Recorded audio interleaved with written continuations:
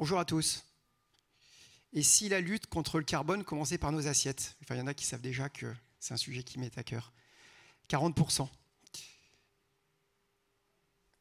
Alors la techno, 40%, c'est les réductions qu'on pourrait faire tous si on adoptait un régime végétal.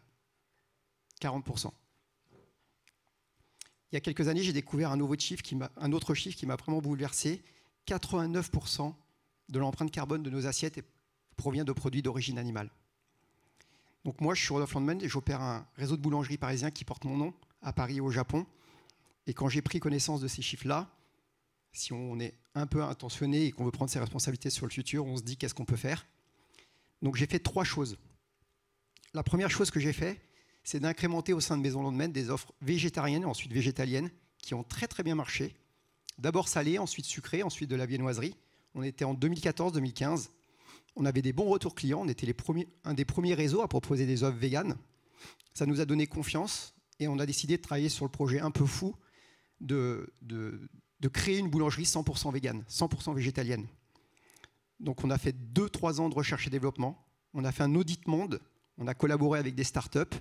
On a fait de la recherche et développement, mais aussi travaillé en interne avec des startups sur la façon dont on pouvait trouver des alternatives aux produits d'origine animaux, parce que dans les recettes de pâtisserie, c'est que des œufs, de la crème et du beurre. Et puis on s'est rendu compte qu'il y avait un problème avec les œufs, on n'arrivait pas à les soustraire. À chaque fois qu'on voulait créer des choses, c'était problématique. Nous, on y mettait beaucoup d'énergie parce qu'on avait le cœur à ça, mais on savait très bien que les professionnels du milieu ne mettraient pas autant d'énergie que nous à vouloir végétaliser leur offre.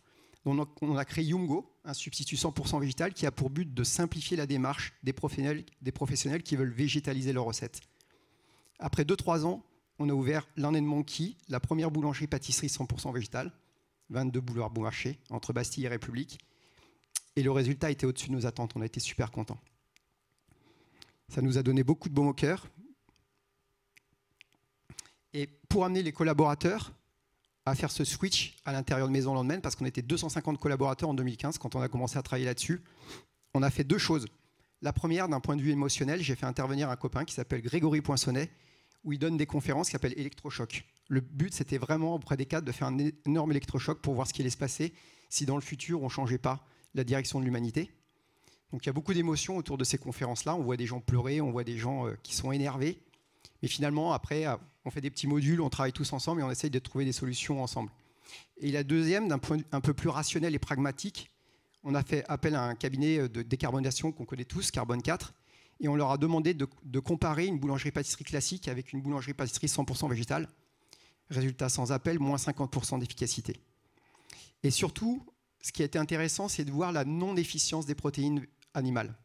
Là, j'ai mis ce slide pour vous montrer 1 kg d'aliments, donc de bœuf à gauche, produit 30 kg de gaz à effet de serre, de CO2, donc c'est un facteur 30, alors que le meilleur élève, c'est la tomate locale de saison, où on est seulement à 200 grammes.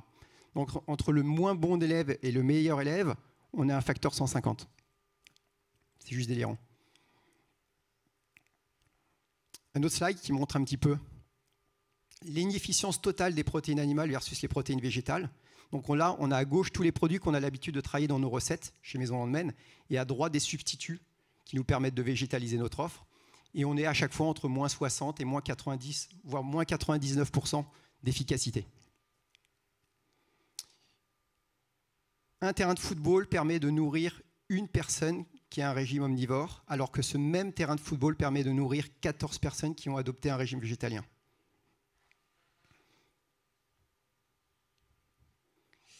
Donc on voit que le rôle de l'agroalimentaire est prépondérant dans cette transition vers quelque chose de plus efficient, de plus responsable, et qu'elle a un rôle prépondérant à amener les gens à transiter vers un régime végétal. Et pour cela, elle peut s'y prendre de différentes façons. Elle peut s'y prendre en adaptant ses produits, c'est ce qu'on a fait au sein de Maison Landman, en proposant à côté de ce qu'on avait l'habitude de proposer des alternatives végétales. Et aujourd'hui, chez Maison Landman, 75% de la gamme salée est veggie, soit végétarienne, soit végétalienne, et ça ne nous a pas fait baisser notre chiffre d'affaires. Donc ça fonctionne. Elle peut innover, c'est ce qu'on a fait avec Yumgo, en essayant de trouver des startups qui vont accélérer cette transition. Elle peut populariser aussi cette façon de se restaurer, parce que sur le papier, c'est compliqué de marier un métier aussi traditionnel que le métier de boulanger avec des initiatives très novatrices. Ça faisait peur à la profession. D'ailleurs, ils me regardaient un petit peu en se demandant où est-ce que j'allais, ce que je voulais faire. Ils n'y croyaient pas trop, ils pensaient que c'était qu'une utopie. Et puis finalement, on est capable de s'approprier un métier aussi traditionnel que la boulangerie-pâtisserie, la végétaliser, de proposer les mêmes choses et de montrer que ça fonctionne. Et puis d'inspirer, parce que finalement, ça a découlé sur beaucoup de choses qu'on a fait, ces initiatives diverses et variées qu'on a initiées au sein de l'entreprise. Ça a débouché sur beaucoup de collaborations. Aujourd'hui, on va former les collaborateurs de Ducasse, des écoles Ducasse. On collabore avec un chocolatier qui est très connu, qui s'appelle Valrhona, avec la recherche et développement de ce chocolatier, auquel on participe à mettre en place des couvertures véganes pour l'année 2021-2022, dont je suis l'ambassadeur. J'interviens beaucoup dans les CFA, où je viens montrer aux jeunes qui sont très inspirés par ces initiatives-là que c'est possible et qu'on peut créer des business models qui fonctionnent autour de ces initiatives-là.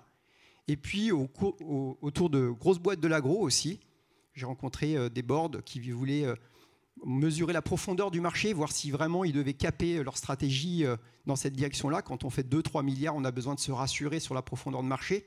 Même nous, on n'était pas sûr de savoir s'il y avait une profondeur de marché autour d'une boulangerie-pâtisserie végétale.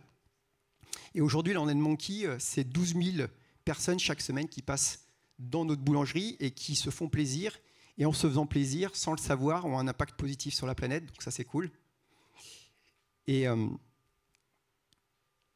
puis, si je devais résumer un petit peu, pour finir, le travail que nous, on a initié, c'est qu'on a essayé de faire entrer la transition, enfin, la gastronomie française dans le XXIe siècle. Voilà, je vous remercie beaucoup.